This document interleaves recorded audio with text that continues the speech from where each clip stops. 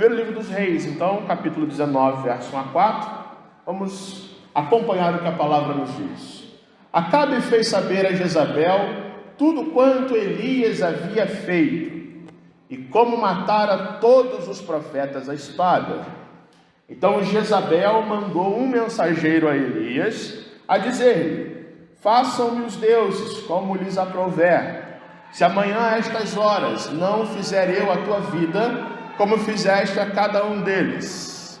Temendo, pois, Elias, levantou-se, e para salvar a sua vida se foi, e chegou a Berseba, que pertence a Judá, e ali deixou o seu moço. Ele mesmo, porém, se foi ao deserto, caminho de um dia, e veio e se assentou debaixo de um zimbro, e pediu para si a morte, e disse: basta, toma agora, ó Senhor, a minha alma, pois não sou melhor do que os meus pais. Até o versículo 4 é suficiente para a gente entender o que está acontecendo com o coração do profeta Elias. E o que não é diferente que acontece com os nossos corações. Porque a gente sabe, irmãos, que quando a gente fala de depressão, de cansaço, de desânimo, ao ponto de querer tirar a própria vida, nós estamos falando de um quadro emocional bastante grave, fruto das circunstâncias da vida que muitas e muitas vezes afetam o nosso coração, o nosso comportamento, os nossos pensamentos, e fazem com que a gente tenha exatamente essa atitude que o profeta Elias teve. Não necessariamente você tem a atitude de fazer uma oração tão triste como essa: Senhor, tira a minha vida porque eu não sou ninguém, eu não valho nada, eu não sou melhor do que os meus pais.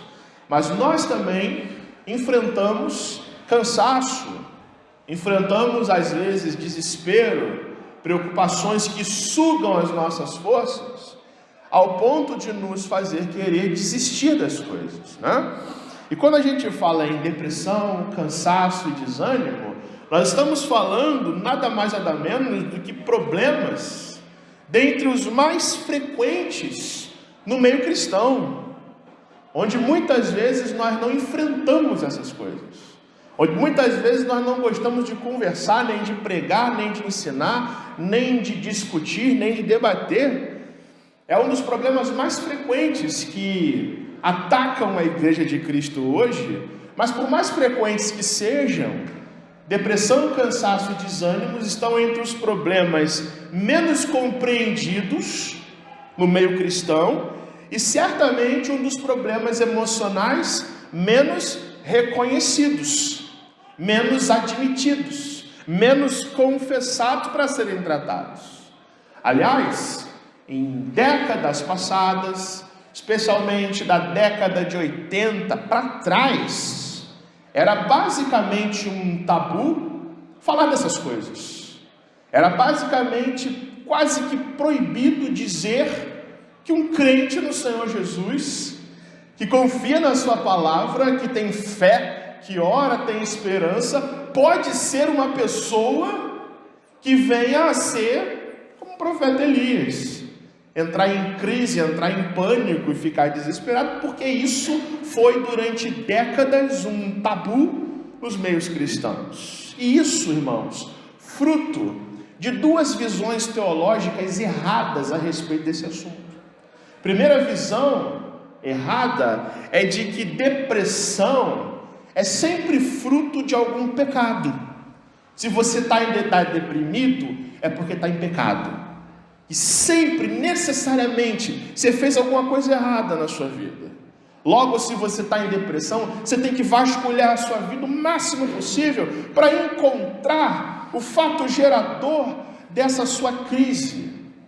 Só que é possível que isso aconteça. É possível que a depressão seja assim fruto de algum pecado. Mas a Bíblia nos mostra um profeta que não está em pecado e está se sentindo cansado. Segunda visão errada, que houve sempre nos meios cristãos, evangélicos, é que depressão é sempre fruto de ação demoníaca. Se a minha mãe está em depressão, se o meu pai está em depressão, se a minha filha está em depressão, se eu estou em depressão, é porque algum pai de santo fez algum despacho na esquina, porque alguém fez um olho gordo contra mim, fez voodoo contra mim, pegou o bonequinho e alfinetou, colocou meu nome lá. Então depressão é fruto da ação do diabo. Isso é possível. Uma pessoa que está sob a influência de Satanás é constantemente, às vezes acontece, de ser colocada sob acusação, de não conseguir se perdoar, de ter pecado, não conseguir confessar pela influência maligna. Mas nós olhamos para a Bíblia e vemos um profeta de Deus que não está sob ação demoníaca, que não está flertando com as tentações de Satanás e que está sofrendo de um cansaço terrível que o faz orar pedindo a Deus a morte. Portanto, a depressão deve ser vista como algo que atinge pessoas que são santas, que pessoas que não necessariamente estão debaixo de algum pecado específico, que não necessariamente estão debaixo da ação do inimigo, mas que atinge um profeta de Deus, um homem cheio do Espírito Santo, que fez grandes coisas da parte de Deus. Isso toma a mente e o coração logo de um homem cujo nome significa: o meu Deus é o Senhor. Esse é o significado do nome de Elias. O meu Deus é o Senhor.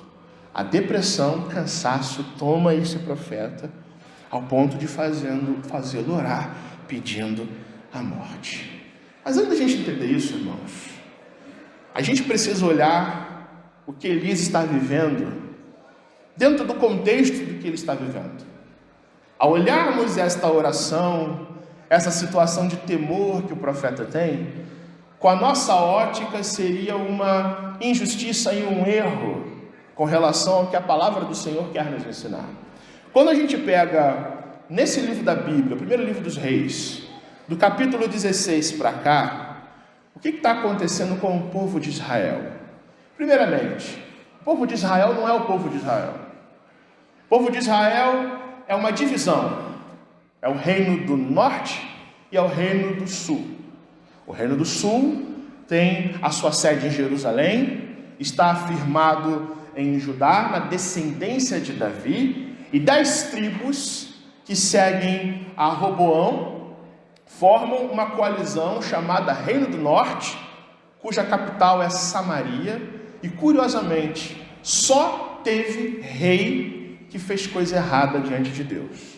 Não teve um rei ali, em toda a sua existência, até o exílio na Assíria, que fosse justo, que fizesse coisas boas e retas aos olhos do Senhor. Quando Elias é levantado por Deus, Acabe está no trono. E a gente tem relances da história de Elias muito claros na nossa mente, por ser uma história bastante marcante da palavra de Deus, mas é preciso a gente entender que toda a nação, o reino do norte, cuja capital é Samaria, e frequentemente é chamado de Efraim, é chamado de Israel, está vivendo em apostasia e idolatria, adorando a Baal, adorando os deuses cananeus. Acabe é um dos reis mais terríveis da história do reino do norte. E o cara era tão ímpio, mas tão ímpio, que ele chega a fazer uma coisa inimaginável na história do povo de Deus. Ele manda reconstruir as muralhas de Jericó e reconstruir a cidade de Jericó. E nesse processo, ele perde 2 filhos, cumprindo-se a maldição dita por Josué, lá no capítulo 6 do seu livro: maldito é aquele que tentar reconstruir as muralhas de Jericó, maldito é aquele que tentar reconstruir aquilo que o Senhor derrubou. É esse o nível da coisa. E como se não bastasse, ele é um rei ímpio que se casa com a pior mulher que ele poderia escolher para casar: Jezabel, uma mulher ímpia, tirana e mandona, que começa a perseguir os profetas de Deus. Capítulo 17 Deus levanta Elias e diz assim: então o Senhor levantou Elias, o tesbita, dentre os moradores de Gileade. Elias o tesbita porque nasceu no vilarejo de Tisbé, um lugar tão pequeno, mas tão pequeno, que nem no mapa aparece. O Senhor levanta um homem simples, de uma família simples, sem reconhecimento na nação, para ser o seu profeta. E levanta Elias e diz: vai falar com Acabe o seguinte: vai ter seca na terra. Se a nação está em pecado, o Senhor vai tolher as chuvas, não vai chover. E Elias profetiza diante do rei: Acabe, assim diz o Senhor, não vai chover nos próximos anos. Com essa coragem, com essa força que vem do Senhor, ele profetiza na cara de um rei ímpio que poderia imediatamente matá-lo. E dito e feito, o Senhor encolheu as chuvas durante 3 anos. Daí Acabe e Jezabel começam a perseguir o profeta, começam a perseguir todos os profetas do Senhor e a matar os profetas do Senhor, procurando Elias. E esses profetas têm que se esconder para não morrer. E quando 3 anos depois, Deus fala Elias de novo, dizendo: vai, se apresenta de novo ao rei Acabe, porque eu vou fazer a chuva voltar. E aí a gente tem aquele famoso episódio, conhecido episódio de Elias e os 450 profetas de Baal. Elias, corajosamente, eu estou dizendo isso para que você perceba o contraste das coisas, corajosamente é levantado por Deus e diz: é hoje que a gente vai saber quem é que é Deus aqui. Se é Deus, se é o Senhor dos exércitos, ou se é Baal. Vamos para o Monte Carmelo e vamos saber definitivamente a quem o povo do Senhor precisa seguir. Elias vai com todo o povo para o Monte Carmelo, com o rei Acabe, com os 450 profetas, e faz coisas incríveis da parte de Deus. Coisas que eu e você talvez nem tivéssemos coragem para fazer. Ele vai e confronta o povo inteiro a uma decisão, dizendo: ó povo de Israel, é hora de vocês tomarem uma decisão. Até quando vocês vão cochear entre 2 pensamentos? Se o Senhor é Deus, segui-o. Se o Senhor é Baal, siga Baal. Mas o que vocês não podem é ficar em cima do muro. Tome uma decisão. Se o Senhor é Deus, siga o Senhor. Se é Baal, siga o Senhor. E confronta a idolatria, meus irmãos. A idolatria que suja a espiritualidade da nação, dizendo: peguem 2 novilhos. Os profetas de Baal invocam Baal, e eu vou invocar o nome do Senhor. E o Deus que responder com fogo é o que ganha essa disputa. E você já sabe o final dessa história. Eu creio que você talvez já tenha visto isso ou em filmes ou lido sobre isso. É que os profetas de Baal oram, gritam, pulam, gritam de novo, se cortam com facas, ficam cobertos de sangue, e nada de Baal mandar fogo do céu. Elias chama o povo, restaura o altar do Senhor que estava em ruínas, encharca esse holocausto e ora ao Senhor, dizendo: Senhor, mostra para o teu povo que o Senhor é Deus de fato. E o fogo cai com força sobre aquele holocausto, e o povo confessa: só o Senhor é Deus, só o Senhor é Deus, e só o Senhor é Deus. Depois disso, Elias parte para cima dos profetas e os mata junto com o povo, e Elias ora novamente ao Senhor, que derrama chuva sobre a terra. Um homem cheio do Espírito Santo, que viu Deus fazer coisas tremendas, que tinha que ser aquele cara com o emocional mais forte possível, cheio do Espírito Santo, cheio de vitórias, cheio de motivos para ficar alegre e confiar no Senhor e confiar no poder de Deus. Mas os seus triunfos sobre Acabe, sobre Jezabel, sobre a idolatria, geram consequências e uma séria ameaça de morte. E aí a gente entra no texto que a gente leu, quando diz que Acabe fez saber a Jezabel tudo quanto Elias havia feito e como matara todos os profetas à espada. Acabe é um fantoche de Jezabel. Jezabel é uma rainha mandona e ela que está por trás dos assassinatos dos profetas de Deus em Israel. Ela é um perigo para Elias e para todos os que adoram ao Senhor em Israel. Versículo de número 2, Jezabel manda um mensageiro dizer uma mensagem de morte para Elias. Façam-me os deuses como lhes aprouver, se amanhã, em 24 horas, é o tempo que te resta nesse mundo, Elias, se amanhã, essa hora, eu não fizer a tua vida como você fez a cada um dos profetas de Baal que você matou. E aí, meus irmãos, é que entra o grande anticlímax dessa passagem da Bíblia. Diz o verso 3, que o mesmo profeta, usado por Deus, que desafiou a idolatria, que orou, o Senhor mandou fogo, que antes disso até foi sustentado pelo Senhor com corvos, que mandaram pão para ele, que chegou na casa da viúva de Sarepta e viu o Senhor multiplicar a farinha e o azeite, que viu o Senhor ressuscitar o filho dessa mulher. Diz o verso 3 o quê? Olha aí.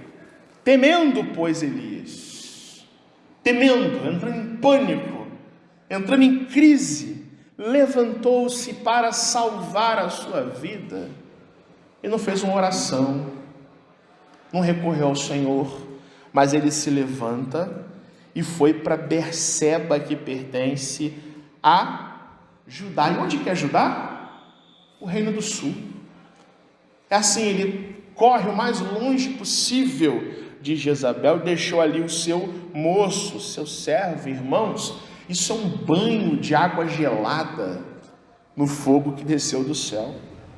Elias, um homem de fé, fica com medo e foge para fora do reino de Acabe. Queridos, do Monte Carmelo até a cidade de Berseba é quase 200 quilômetros de distância. São 193 quilômetros e é uma viagem de 6 dias caminhando. E é isso que Elias faz. Sai em retirada o mais longe possível até a cidade de Berseba. Verso 4, ele mesmo se foi ao deserto, caminho de um dia, ou seja, ele chega em Berseba, deixa o seu servo em Berseba e ainda caminha mais um dia para o meio do deserto, para a solidão, para o isolamento, para ninguém encontrar ele, é em pânico, é em desesperado, e se assenta debaixo de um arbusto de 3 metros, que é um zimbro, e ele faz uma oração ao Senhor. Senhor, já deu, Senhor, não aguento mais. Ele pede para si a morte. Basta, Senhor, toma minha alma. Eu não sou isso tudo, eu não sou melhor do que os meus pais. Um homem vitorioso, um profeta de Deus, com o seu coração sacudido pela depressão, pelo cansaço. Coisa difícil de entender, né, irmãos? Um profeta que fez tanto, que foi tão reto e usado por Deus, agora pede a morte? Pois é, meus irmãos, eis aqui a beleza da Bíblia. A Bíblia não esconde as nossas fraquezas. Elias é um homem de carne e osso como eu e você, pecador como eu e você. Não existem super-humanos, não existem super-heróis na palavra de Deus. Todos são homens carentes e necessitados da misericórdia e da graça de Deus, por mais que sejam profetas que derrubem reis idólatras e rainhas idólatras, né? E o drama de Elias, irmãos, é também o nosso drama, porque a natureza, o DNA de Elias é a mesma natureza e o mesmo DNA pecador que eu e você temos. Ele sofre com a depressão, e eu e você precisamos entender o que a depressão de Elias ensina a nós nessa manhã, para que a gente reaja aos cansaços da vida, as tristezas da vida, as situações em que nós não entendemos na vida, à luz da graça de Deus, e não à luz do pânico que às vezes excede o nosso coração. Esse texto nos mostra, irmãos, que a depressão de um homem de Deus como Elias, ela acontece na nossa vida e pode acontecer mesmo depois de grandes vitórias que temos. Você e eu podemos triunfar em muitas coisas na nossa vida. Temos alegria, temos casa, temos comida, temos sucesso profissional, temos dinheiro na nossa conta, termos sucessivas promoções no nosso emprego, planejarmos coisas que pela graça de Deus acontecem e a gente se alegra, mas mesmo assim, a Bíblia aqui nos ensina que nós não estamos neste mundo blindados, mas estamos expostos ao cansaço, à depressão, ao desânimo. Elias é alguém que triunfa sobre os inimigos de Deus, que é usado por Deus para mostrar que Baal não é nada, é apenas um Deus falso, esculpido em escultura, e faz com que o povo volte a adorar a Deus, confesse ao Senhor novamente, que testemunha, que presencia os grandes feitos do Senhor. Como eu e você, também presenciamos e nos alegramos com as grandes bênçãos, com as grandes vitórias, com as grandes conquistas que o Senhor tem feito todos os dias na nossa vida. Mas chega um momento na vida desse homem que ele se cansa. Você consegue entender isso? Ele se cansa, e a pergunta é: como pode um profeta de Deus ter medo? Profeta que ouve o Senhor falar com ele e que diz: assim diz o Senhor, povo de Deus. Como que pode um profeta de Deus ter medo? Aliás, essa não foi a primeira vez que Elias foi ameaçado. Outras vezes, os profetas de Deus por Jezabel foram ameaçados. Ele viu Deus mandar corvos para o alimentar, viu multiplicar azeite e farinha, viu um menino morto ressuscitar, viu o Senhor até mandar fogo do céu. Aí quando ele recebe uma mensagem, a Jezabel não foi ameaçar ele pessoalmente, manda um mensageiro. Ele teme e foge.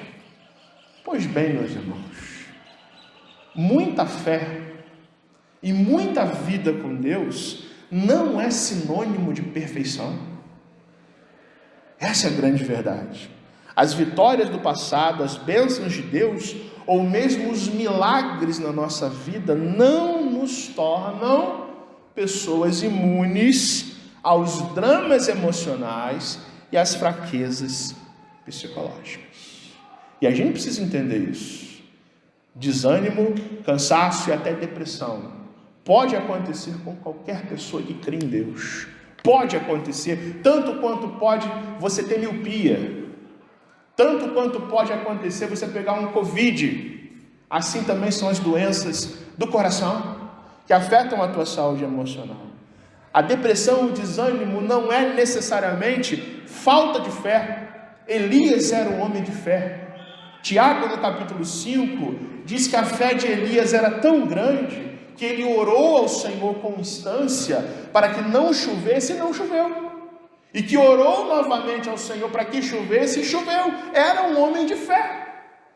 Depressão, desânimo e cansaço não é necessariamente falta de espiritualidade. Elias era um homem cheio do Espírito Santo e sofre com cansaço, com depressão e com desânimo. Não é necessariamente uma ação do diabo, porque não vemos neste texto qualquer vestígio ou evidência que Elias estivesse endemoniado ou sob a influência negativa de Satanás. Portanto, meus irmãos, você que tem suas preocupações, você que veio nessa manhã orar a Deus, saiba de uma coisa: esse drama de Elias é o nosso drama também. Assim como ele, nós estamos também sujeitos à depressão, ao desânimo, à falta de vigor, ao cansaço. A palavra de Deus não diz que somos seres fortes com a nossa força, ou pessoas blindadas aos dramas emocionais, e o nosso ânimo não é determinado pelas nossas vitórias, mas pela dependência da graça de Deus, mesmo diante das mais terríveis ameaças à nossa vida. Nosso ânimo não está baseado na conquista do nosso braço, mas sim no braço do Senhor, fazer com que a gente dependa dele. É a gente crer no meio do deserto, como Elias creu. É a gente depender e se humilhar na presença desse Deus. Eu pergunto para o seu coração, para você nessa manhã, qual é a sua ameaça? Elias sofreu uma ameaça e entrou em crise. O que ameaça a sua vida hoje? Pensa na sua vida, na sua realidade.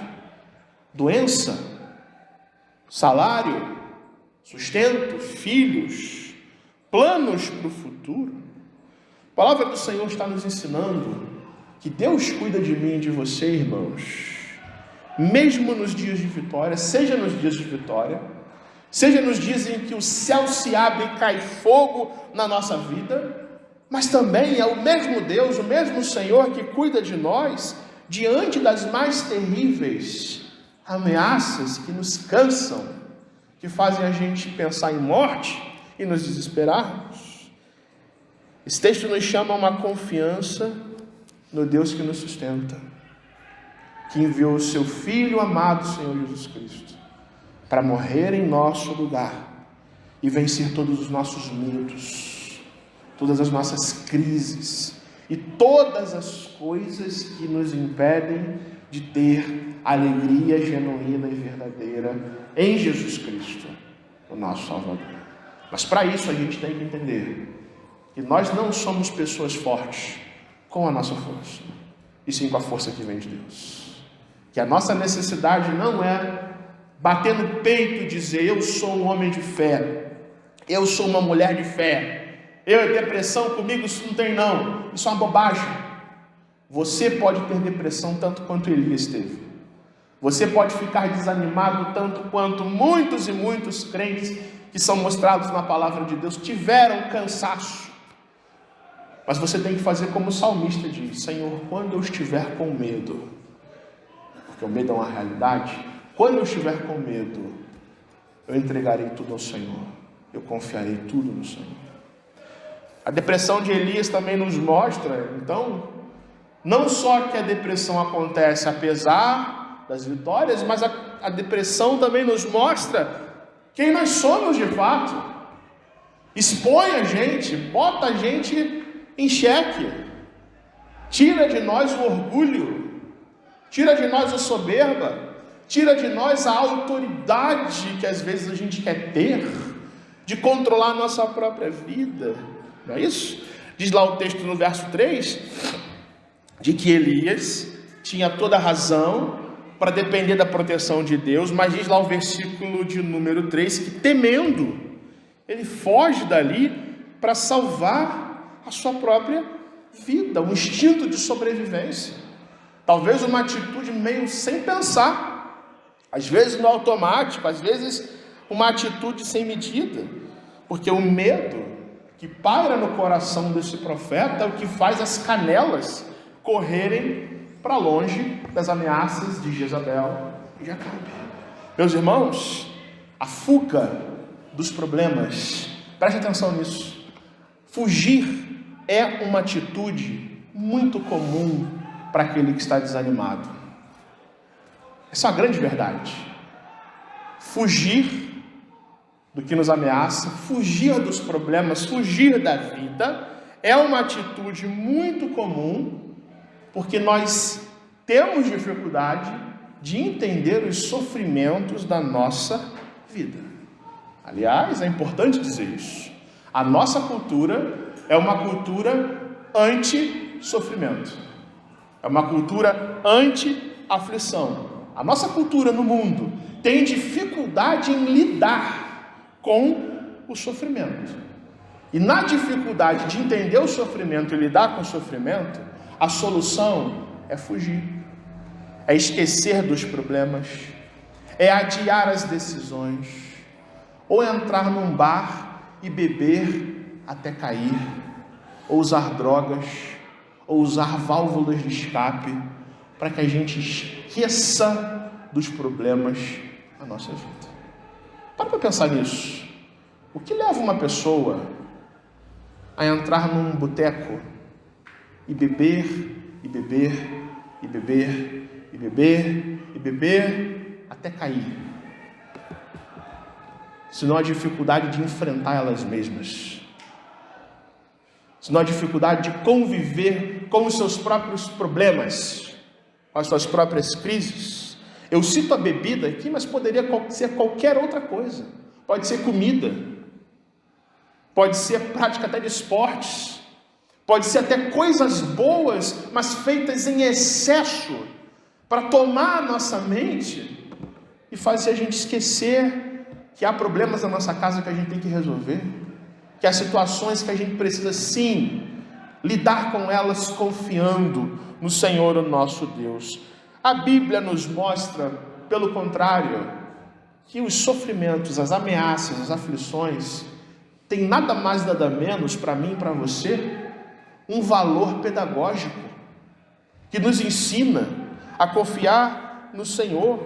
As nossas experiências ruins, irmãos, deveriam ser meios pelos quais, pela graça de Deus, nós nos aproximamos dele cada vez mais e cada vez mais, ao invés de fazermos o que Elias fez aqui, fugir da presença do Senhor, tomar uma solução que não é orientada pelo Senhor.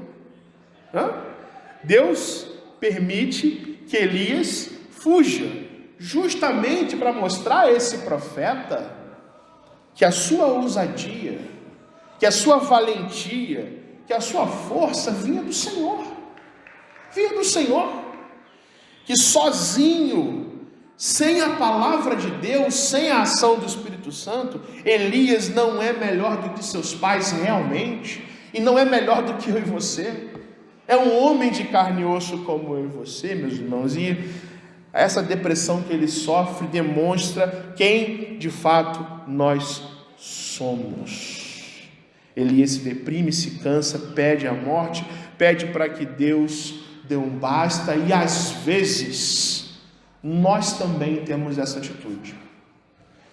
Às vezes nós não podemos até não querer morrer, nós podemos até não querer tirar a nossa própria vida, mas todos nós, em algum momento da nossa vida, já nos sentimos cansados dessa forma. Todos nós já estivemos ao extremo de algumas situações, ao ponto de querer desistir de todas as coisas, de jogar tudo para o alto.